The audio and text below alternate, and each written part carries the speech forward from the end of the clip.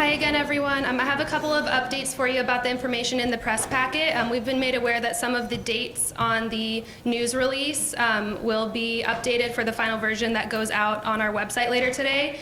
So if you're looking at dates for the different crimes, please refer to the complaint rather than the news release and info sheet.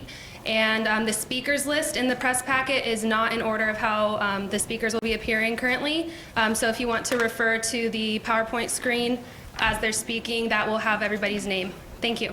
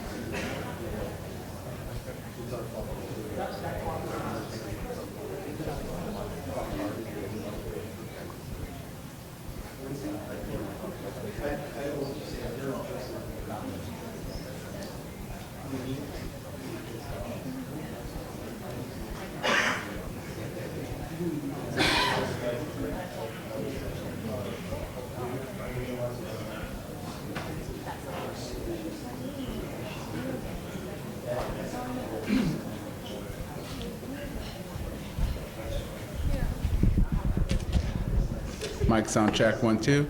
Test test 1 2. Mic sound check 1 2. Test test 1 2.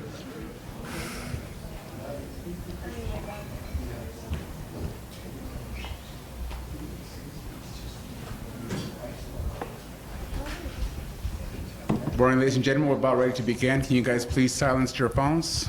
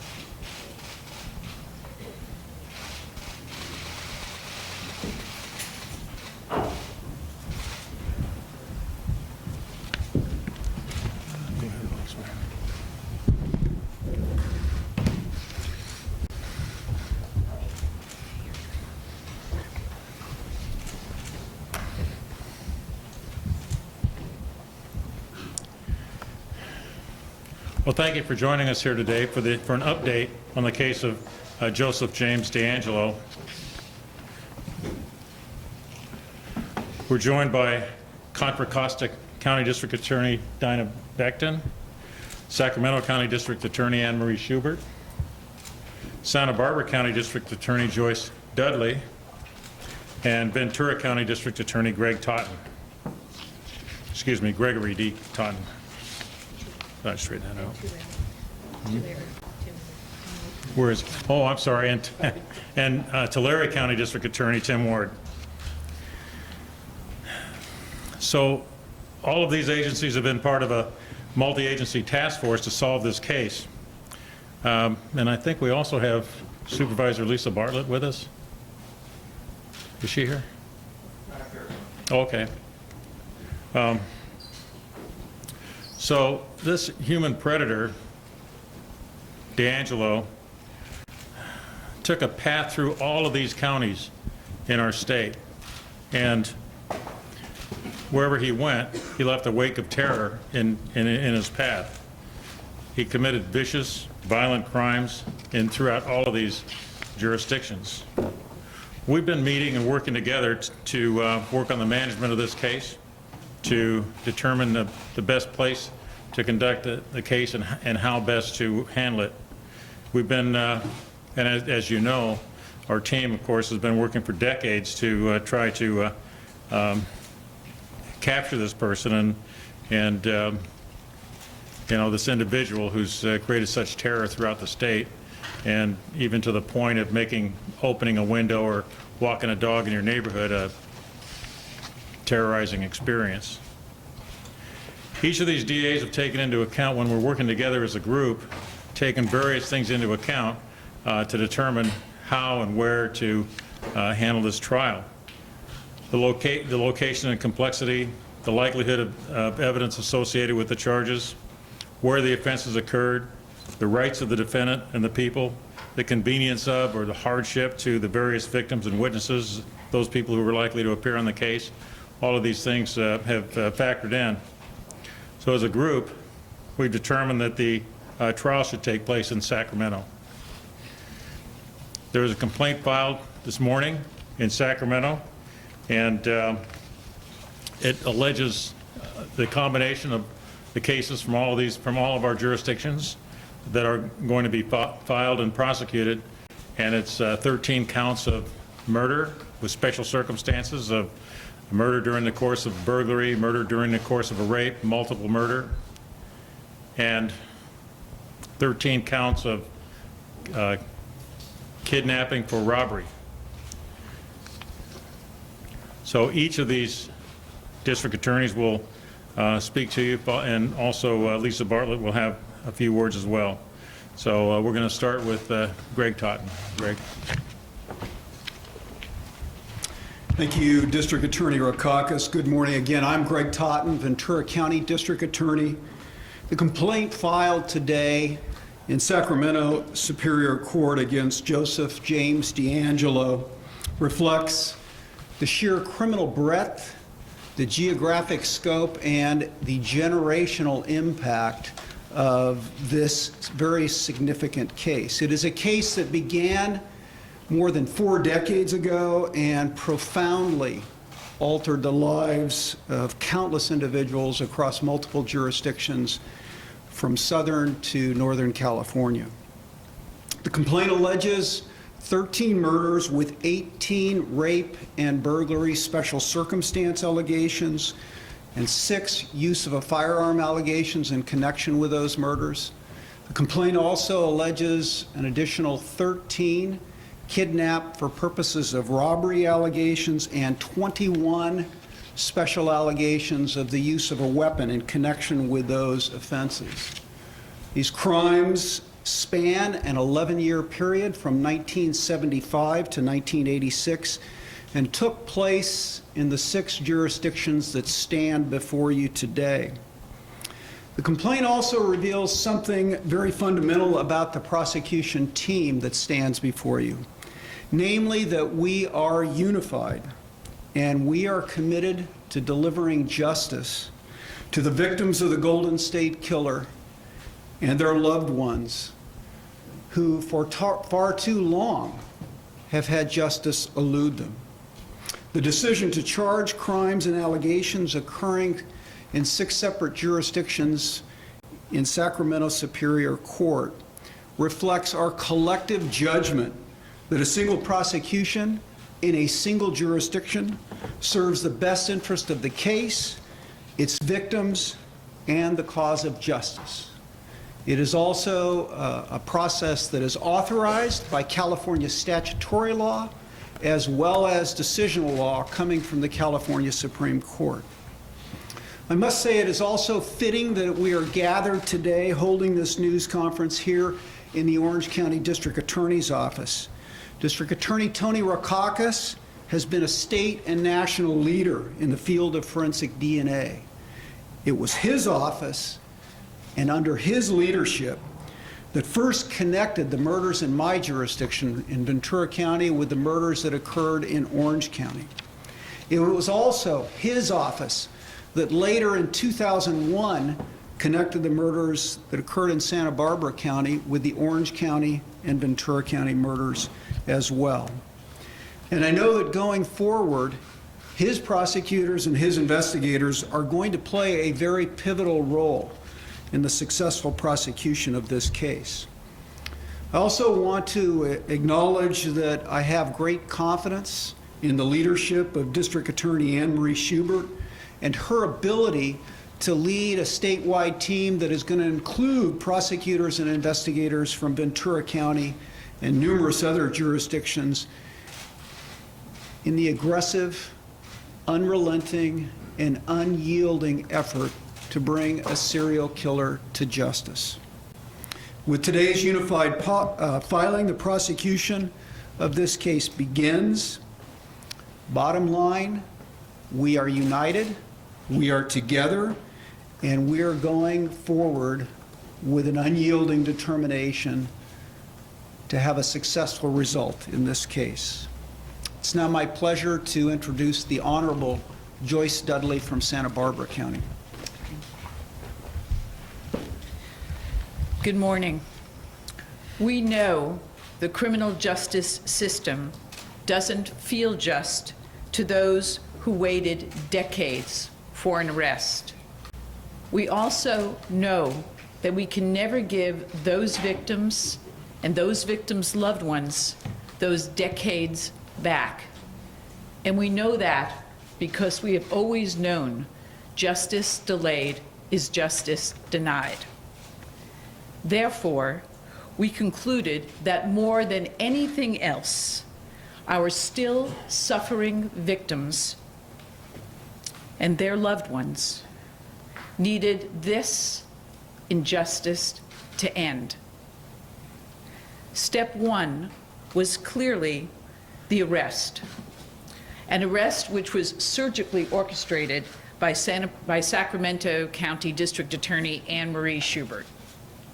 Step two has to be taking this case to trial as soon as possible in Sacramento, where we can combine all of our cases where the defendant now resides. We now have the opportunity to have a single, comprehensive, speedy trial for all victims. And that was an opportunity that none of your district attorneys wanted to pass up. None of this would have been possible had it not been for the district attorneys who stand up here today with me. We all felt it was so critically important that justice be denied no longer. Special thanks to Tony Rakakis. Tony has had and continues to have great insight into our criminal justice system. He has done this for decades. He understands how victim feels. He understands how the loved ones of victims feel. And he wants very much to bring justice to all. Thank you.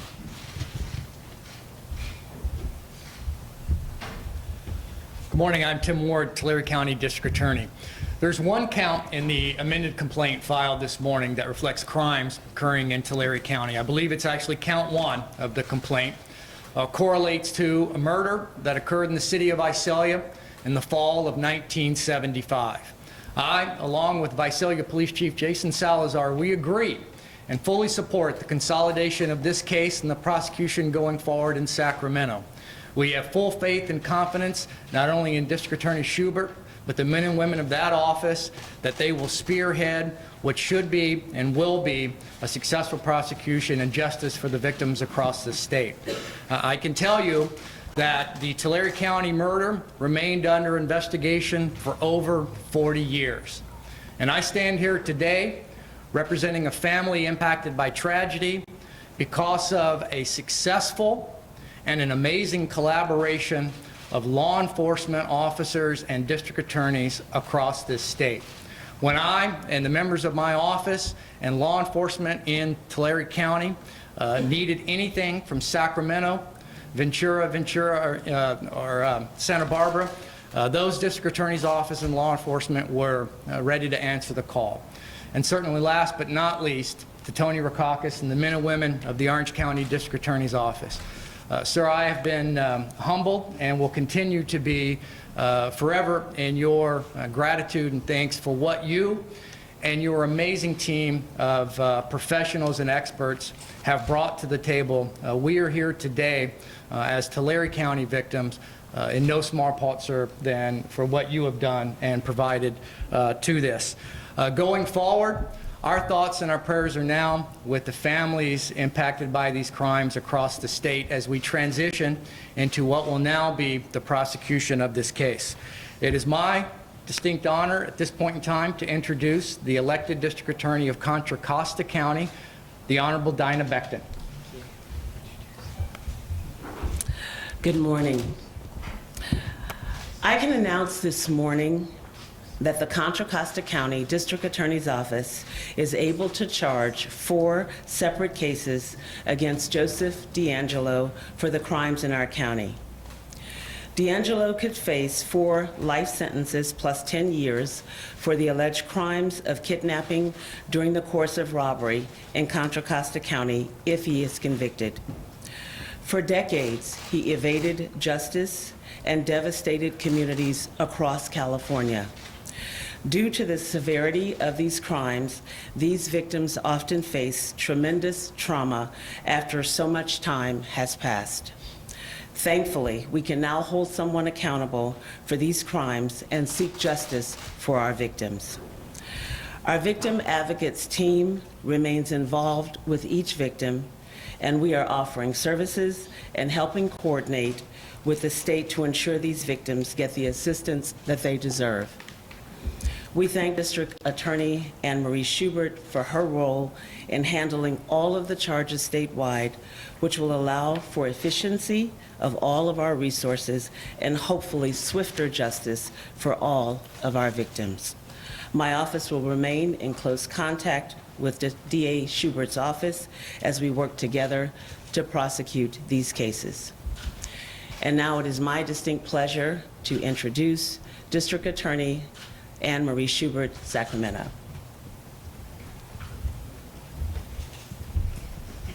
Good morning. I am honored, I'm humbled, and I'm incredibly proud to stand here with my colleagues today. As Mr. Totten said, we stand united. We stand united, as I often call our team, which is Team Justice. As everyone's mentioned today, this morning, around 10 o'clock, in Sacramento Superior Court, my office filed an amended felony complaint alleging all crimes for all counties in one felony complaint. 26 counts, 13 murders, 10 of which carry special circumstances, 13 charges of what we call kidnap for robbery, which at the time in the 70s was what we call a life term, thus allowing us the opportunity to file those charges. 9 of those 13 counts arise out of incidents, kidnap rapes in Sacramento County that occurred between 1976 and 1977. Mr. DeAngelo will be arraigned on this amended felony complaint this Thursday in Sacramento in Department 61 at 1:30. I don't think it can be underestimated and said enough that this case, while it's in Sacramento, is nothing other than a team of prosecutors from all over the state who have been deeply affected by the conduct of Mr. DeAngelo. I would remind everyone, for those of you that went to the press conference this April, that this team, what I call Team Justice, was formed long before an arrest was made, long before anyone had ever heard the name of Joseph DeAngelo. In fact, this team of folks standing here and counties standing here was formed in September of 2016, a few months after the 40th anniversary that occurred at the press conference in Sacramento hosted by our sheriff and our FBI. In September of 2016, these counties came together with their passion, with their persistence, and with their resources, all with one goal in mind: to bring justice for the most significant, probably the most notorious unsolved serial rape killing in California history.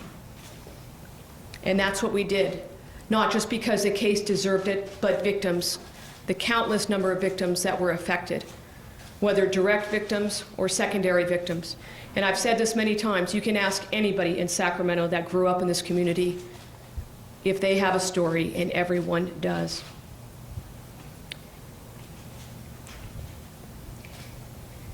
After that meeting in September of 2016, each county stepped up, and we continued on with what I have often called as our journey for justice.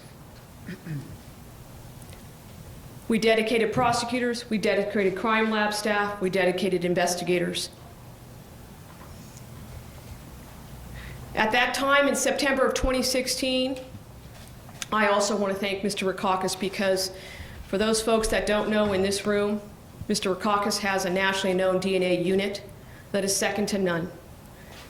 They have knowledge and expertise really at one thing, finding the truth through the use of forensic DNA evidence.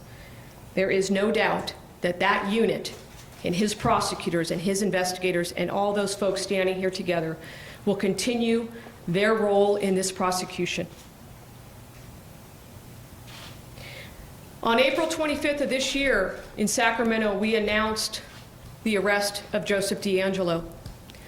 There was a few things that I said at that press conference that I think need to be repeated. One, we were looking for a needle in a haystack, and we found it. And two, the answer has and always was been in Sacramento. So when somebody asks me, as the District Attorney of Sacramento County, how do you feel about this case of this magnitude coming to Sacramento, California for prosecution? My answer is very simple. It is very fitting that this journey for justice that has been sought for over 40 years ends in Sacramento. I am proud to work with the colleagues standing with us, and I look forward to ending this journey for justice. Thank you. And at this time, I'd reintroduce Mr. Rackauckus.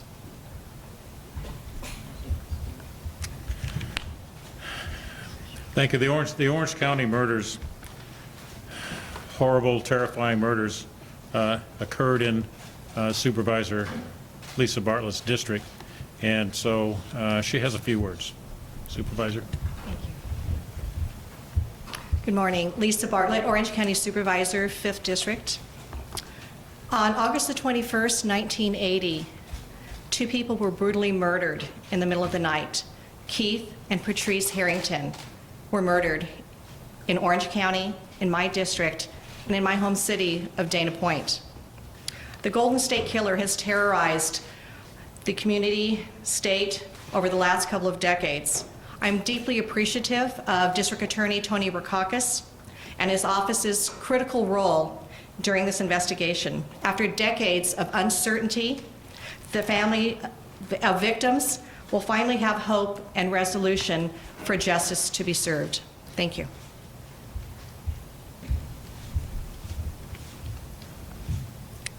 So before opening the floor to questions, as we were about to do, I'd like to just indicate that we need to have you, before you ask a question, take the mic and indicate your name and your news agency so that we know who we're talking to. And speak into the mic because we're also taping it for social media.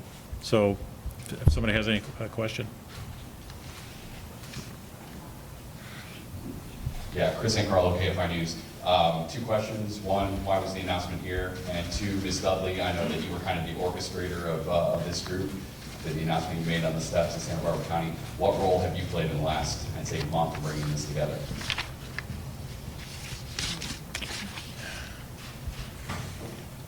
Well, why is the announcement here? This is a statewide case. Much of the criminal conduct happened in Sacramento, as you know, and so we've been doing things, and we did some meetings in Sacramento. We've done meetings in the central part of the state, Central Coast, and we're having this press conference here. And Ms. Dudley. It's exactly as Mr. Rackauckus said. The first announcement was in Sacramento, and then the second meeting was on the Central Coast in the Santa Barbara County District Attorney's Office. Then we had another meeting in Los Angeles, near Ventura County, and now we're here. So we really, at all times, wanted to make sure that we were being inclusive, and the role that I played is the same role that all my colleagues have played. We have an undying quench for justice, and we want to make sure that the victims and their loved ones have that feeling of knowing that we all have done everything we can to bring this case to trial. Karen Finstrom with CBS 2 here. Do you anticipate that any additional charges or counts will be filed? The question is whether or not we anticipate any additional charges or counts, and that's really tough to say. I think that we've filed everything that we have right now, that we're able to file, but we're not done with the investigation. We still have a large team working on the case, and we're still looking at evidence of things that have happened in different parts of the state, and so I can't rule out the possibility that there could be other charges filed. Hi, Craig Figner with KNX 1070 News Radio. A lot is made over DNA evidence and the care and storage of it. How much DNA evidence do you have in this case that there maybe now are better storage techniques than there were in, say, 1975 with the first Visalia killing? So my question is, will that be an issue, do you think, at trial? Everything about DNA will be an issue at trial, of course. It's a major part of the evidence in our case. It's how our murder counts and other counts were put together. But we did I think that the storage was certainly fine, in the sense that once we got the DNA from evidence, it was in good condition to be able to analyze. So I think we're going to be good with that, and I think we all feel confident that our DNA analysis is good, done by solid professional people, and I think we're okay. If anybody wants to add to that. Sam Marie, so just to give it anecdotal, my background before being elected was I spent the majority of my career doing forensic DNA cold cases. And I can tell you, and I'm sure every one of my colleagues up here has had a similar situation. We prosecuted cases based on DNA that go in my county as far back as 1972. So while we expect and understand that we will have a full and vigorous defense of this case, I have every bit of faith in the forensic DNA evidence that was conducted in this case, just like any other cold case where we seek and get convictions. Vicki Vargas, NBC-LA, following up on the DNA. We did a story with you, Tony, about the rapid DNA. Will that come into play in any of this, number one? Number two, there are some who kind of want to ride the coattails of this prosecution and claim there are cases that should change now because of what you're learning. So twofold, the DNA and then the case that's pending. All right, thank you. First of all, with respect to the rapid DNA, that's a process where we can get DNA from a crime scene or an individual and analyze it in a relatively short time, within a couple of hours. And it hasn't had any part in anything that we've done in this case, and frankly, I don't expect it to. I don't really see where it might fit in. I don't think we have a need to try to use a rapid DNA analysis. On the second part of the question, I alluded to that a little bit. Basically, what you're saying is that there are other people suggesting that maybe that there are other cases that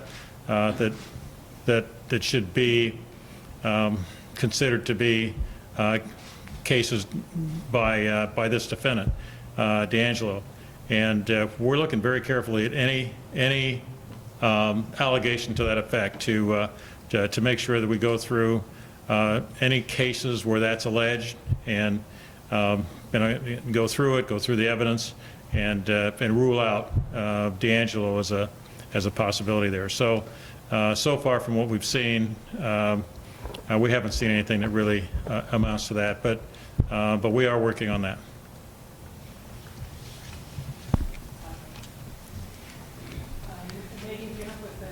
There's a question on the end over here.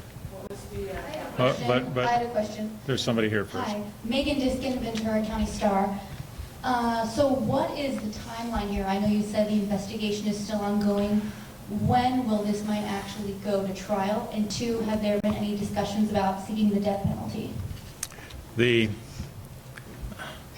timeline for the trial is not, I mean, the fact that the investigation is ongoing means that, you know, that we still are looking at things, we still are open to consider any additional evidence that might be out there, anything that might come in, anything that people might allege, but I don't see that as affecting the timeline for the case as far as the preliminary hearing and trial, and so we're going to be moving forward on that. And I think maybe District Attorney Schubert might be able to give us some indication as to what her thoughts are on it. I think we all have our thoughts there. I mean, we're working together as a group, and we want to move this forward as quickly as we can. This case has already has a lot of age on it, so we're trying to move forward as fast as we can. But Anne Marie?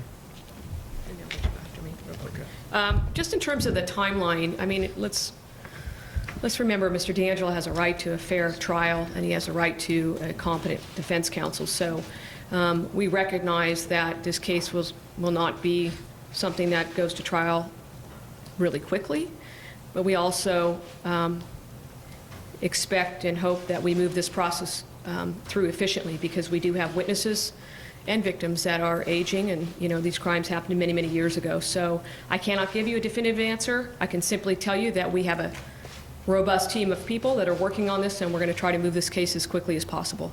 And I'll let Mr. Totten address kind of the penalty question that you asked. Yes, good morning, Megan. As most people are aware, this case is death penalty eligible. 10 of the 13 murders that are alleged carry special circumstances, which under California law qualifies this case as a death penalty eligible case. The district attorney standing before you all have and use a very solemn process in the decision-making of whether or not to seek death in any individual case, and will do so in this case. That process includes carefully looking at Mr. D'Angelo's full background, both mitigating and aggravating circumstances. We routinely also solicit input from the defense and take that into consideration. And that decision-making process is a ways away. We have a lot of work to do before we will get to the point of being able to sit down and make a decision of whether to seek death. But as I say, it is a very serious, very solemn process that we don't take lightly. And there was a question on this end of the room over here. Could you? I had inquired about the death penalty process for that, and it seems to have been addressed here. All right. Are you planning more meetings about that? So, all right. So wait a minute now. I thought you said you were satisfied, but now you have a. Okay. So what I'd like you to do is take the mic. Just take the mic and give us your name and news outlet. Megan Cuniff with the Daily Journal. What will the process be? Can you get more into the process for deciding whether to pursue it as a capital case? Will there be meetings about that? Will there be vote on that? How are you guys going to decide? Want me to discuss it? All right, I'm gonna have District Attorney Totten complete his answer. So as I say, that process is quite a ways down the road of this case. It will include an extensive background that, frankly, my office is conducting as we speak on the defendant in this case. It will include us understanding the full breadth and scope of all of the different charges and the conduct that was involved in each of those charges.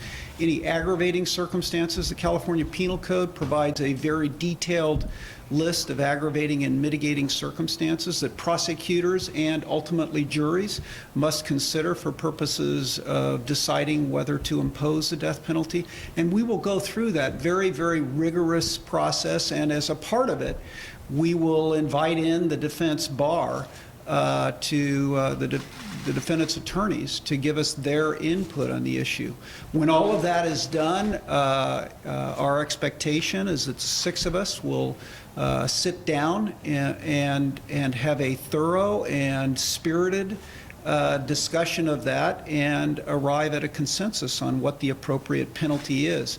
For us to predict what that's going to be now would be both inappropriate and premature. Hope that answers your question. I'm Sam Stanton from the Sacramento Bee. I've got a question about the new charges.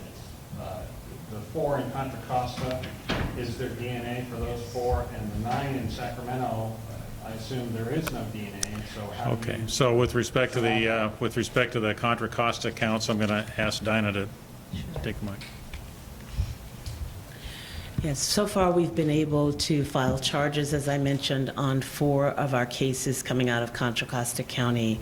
And for 2 of our cases, we have DNA hits.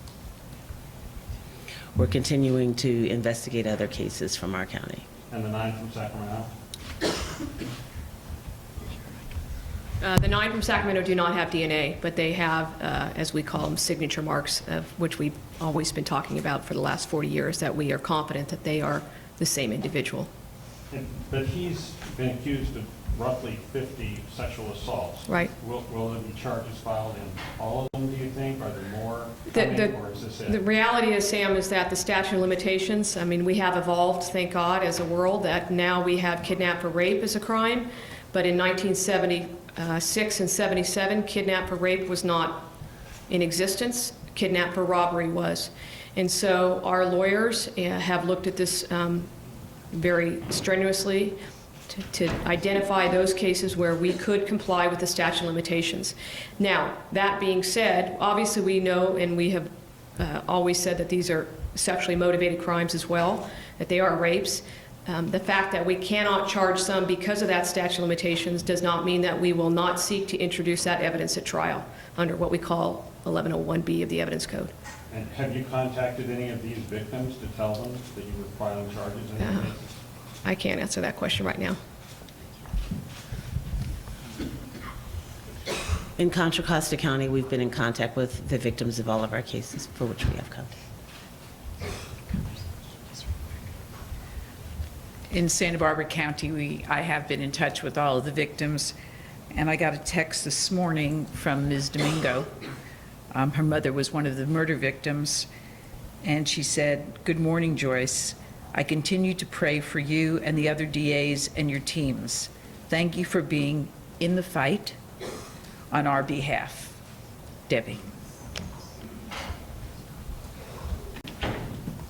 Angela Nardone, The Voice, Lavos, California. Over here. On the same note, with regard to victims, can you talk about the outreach to victims and responses in whatever manner is appropriate? All right, sure. Just from Orange County, from our point of view, we're in constant contact with the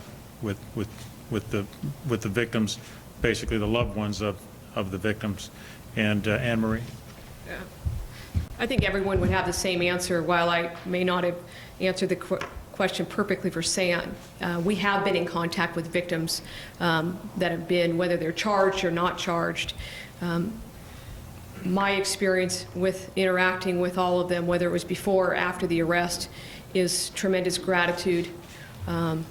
Some of it, I would say, even at the time of the arrest, was almost jaw-dropping because they felt that they didn't know if an answer would ever come. And the day that he was arraigned in April this year, there was a number of them that came to the court appearance. And I think it was very surreal for many folks. So I think for some folks it's still setting in. But as As Joyce mentioned, that many of them probably felt that justice delayed was never going to be justice, and so we are here today to finalize that. Hi, Zori from KKTV. Is it unprecedented to have 6 DAs coming together like this, jointly pressing charges? Is there a history being made in this room right now? The question is whether or not this is unprecedented. I think so. I can't, I certainly, I can not recall anything similar happening in this state, nor can I recall any stories about it. I don't know any other way to let you know if it's, I don't think anybody here has ever heard of anything quite like this. So certainly we've had cases where we have 2, maybe even 3 jurisdictions, trying a case jointly like this. But I believe this is unprecedented, and certainly in our state. Sam from the Sacramento Bee again. Can you just explain why Sacramento? I mean, immediately after the arrest, Henry, you were saying maybe it would come south because the DNA evidence was here, was stronger. I mean, why is it coming to Sacramento? I think that, we had a lot of meetings, and, I think Mr. Totten this morning when we talked about it, from my perspective as Sacramento, and I know this, as I said many times, both personally and professionally, having grown up in Sacramento, this case changed our community. And it's very difficult to explain to folks what that means if you did not live through it. It's almost similar to saying I lived through an earthquake and trying to explain that. That's part of it from my perspective, in terms of the magnitude of this case for our community. But the other part of it is that, there are many victims, their family members that live in Northern California. And many of the ones from Southern California, Joyce has family members that live right in Sacramento. So we have to factor all those in. Mr. Rakakis mentioned at the beginning, what are we looking at? I would also say that, Sacramento, we're a big jurisdiction. We have 175 lawyers. We have a crime lab. We have investigators. Our sheriff's department was a lead on this case for many, particularly when the arrest occurred. That's part of it. At the end of it all, it's what we all believe is in the best interest of this case, which is to try this in Sacramento as a team together with all of our resources dedicated. This is not simply a Sacramento case. This is a joint case of 6 jurisdictions. Angela Nardone again from the Voice, Lobos, California. This is for District Attorney Totten. With regard to Ventura County, in the packet included 2 victims that will be included in so far. Are there potentially others in Ventura County that you could think fall related to this particular case, and outreach to victims, if you have anything to share about that? Well, I'll answer the second question first. With regard to outreach, both on the morning of following the arrest of Mr. D'Angelo, I spoke with both 2 of Lyman Smith's children that morning to advise them of the arrest. And this morning I spoke with the daughter of Lyman Smith, who's kind of the family representative, to advise her of this event and our plans to file the case in Sacramento. So we are staying in regular contact with them, and that process will be ongoing collectively with all of the victims and all of the respective offices. With regard to other cases, as you may recall, there was an individual, a recently exonerated individual by the name of Coley, where we did have the DNA tested in that case to see if it was connected to this defendant, and it was determined it was not. We also, I am aware that many of our frontline police agencies are very aware of this case and are reviewing old unsolved rapes. To date, we have not identified any cases that we suspect are involved this defendant. Eileen Frere with KABC TV. Does the fact that the Orange County District Attorney's Office being under investigation by the Department of Justice for the concerning the use of jailhouse informants, did that play a factor at all in deciding to have this prosecuted in Sacramento County? No, we discussed this case as a group, and made a group decision based on what's in the best interest of the case. And I think that a number of the things have been set out already, but understand that that a large number of crimes occurred in Sacramento and over some period of time, and there were other counties involved as well. But Sacramento really has the weight of the victims. I don't mean to be undermining or reducing or diminishing the importance of any victim anywhere. Certainly, the victims and the loved ones in Orange County are very, very important to us and to all of us. But as far as the testimony, the convenience to witnesses, the facilities, the convenience to investigators and everybody involved, Sacramento appears to be the right place for this trial. And also, this is a statewide case, and Sacramento is in fact the state capital. So I think it's very appropriate to handle a case in Sacramento. Thank you. I'm Joyce with the Los Angeles Times. I was hoping you could talk a little bit more just about the kidnapping charges to commit robbery. And you yourself, DA Sacramento, said that the motivation was sexual assault. Can you just walk through that logic? Well, I think obviously we've charged kidnapping robbery. In those crimes, there were robberies, so there was motivations. Our theory would be that it's a motivation that was the intent to rob as well as sexually assault. Obviously, criminals can have multiple motives, so unfortunately, the rape did not exist in terms of the statute of limitations. My understanding is in some of those cases, the victim was barely moved, maybe to another room. The robbery might be a loss of like $75. Is that going to stick in a criminal court? Well, I will say this, we don't file charges unless we believe we can prove it beyond a reasonable doubt. There's a long, not just the law itself that exists in the penal code. When we go back to look at the penal code from 77, 76, we follow the penal code, we also follow case law. So there's been an extraordinary amount of research put into this by both our office and other offices. And as I said, I'm confident that we don't file charges unless we believe we can prove them and we can meet the elements of those crimes. And Ms. Schubert, Chris and Carlo, KFI News.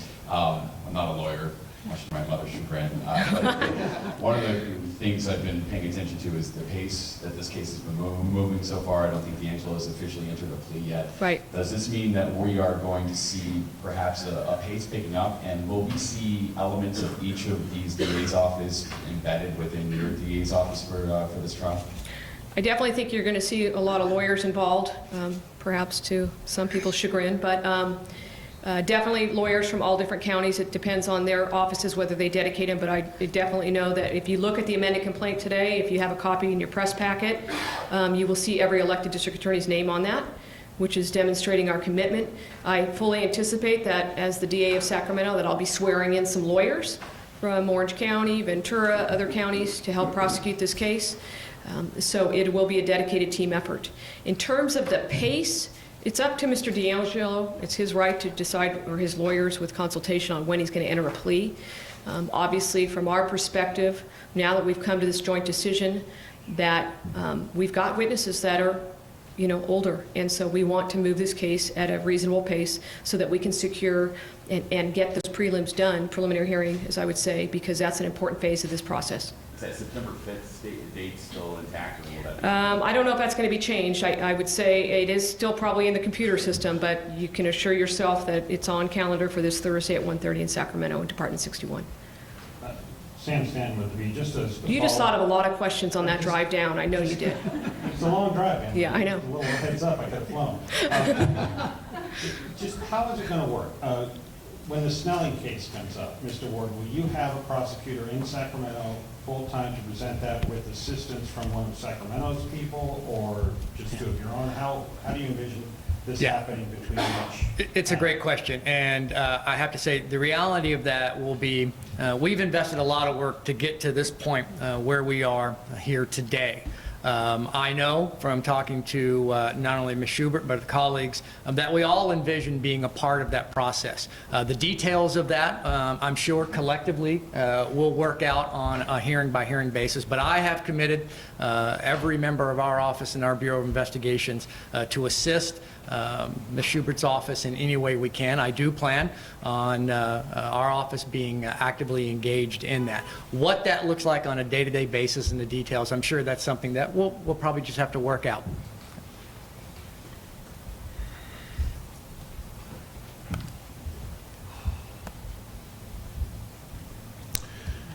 Well, ladies and gentlemen, I think that concludes our time that we have allotted for this, and I want to thank all of you for your time, your attention, and your very insightful questions. Thank you so much.